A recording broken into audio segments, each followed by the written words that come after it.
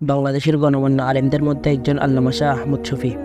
আল্লামা শাহ আহমদ শফী আনুমানিক 1920 সালে চট্টগ্রামের রাঙ্গুনিয়া থানার পুকুরটিলা গ্রামে জন্মগ্রহণ করেন। তিনি 10 বছর বয়সে দারুল উলুম হাটহাজারীর মধ্যে লেখাপড়া শুরু করেন। আনুমানিক 1941 খ্রিস্টাব্দে ভারতের দারুল উলুম দেওবন্দ মাদ্রাসায় ভর্তি হন এবং 4 বছর অধ্যয়ন করেন। ভারত স্বাধীনতা আন্দোলনের মহান নেতা আল্লামা সৈয়দ হুসাইন আহমদ মাদানী রহমতুল্লাহ আলাইহির কাছে আধ্যাত্মিক দীক্ষা গ্রহণ করেন। দারুল উলুম দেওবন্দের উল্লেখযোগ্য শিক্ষকের মধ্যে ছিল মৌলানা সৈয়দ হুসাইন আহমদ মাদানী রহমতুল্লাহ আলাই, মৌলানা ইব্রাহিম বৈলবী রহমতুল্লাহ আলাই, মৌলানা ফখরুল হাসান রহমতুল্লাহ আলাই, মৌলানা ইজাজ আলী রহমতুল্লাহ আলাই, মৌলানা জহিরুল হাসান রহমতুল্লাহ আলাই, মৌলানা জলিল আহমদ রহমতুল্লাহ আলাই প্রমুখ। কর্মজীবনের শুরুতে আল্লামা আহমদ শফী 1946 সালে দারুল উলুম হাটহাজারীতে শিক্ষকতা শুরু করেন।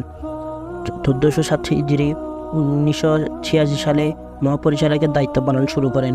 পরে শাইখুল হাদিসের দায়িত্ব তিনি পান। 2008 সালে কওমি মাদ্রাসা শিক্ষা বোর্ড বেফাকের চেয়ারম্যান নির্বাচিত হন।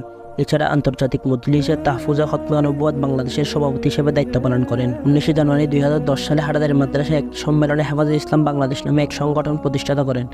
2013 সালে দেশে নাস্তিকতায় তৎপরতায় মুসলিম জনসাধারণের উদ্যোগে বৃদ্ধি পেলে একটি খোলা চিঠি লিখে জাগরণ সৃষ্টি করেন।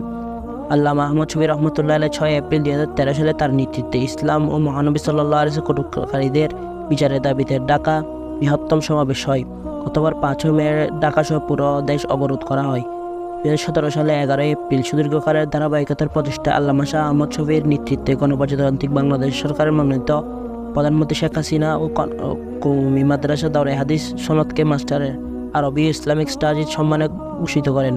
এই মহান মনীষী 18 সেপ্টেম্বর 2020 ইংরেজি আল্লাহর ডাকে সাড়া দিয়ে ইহকাল ত্যাগ করেন।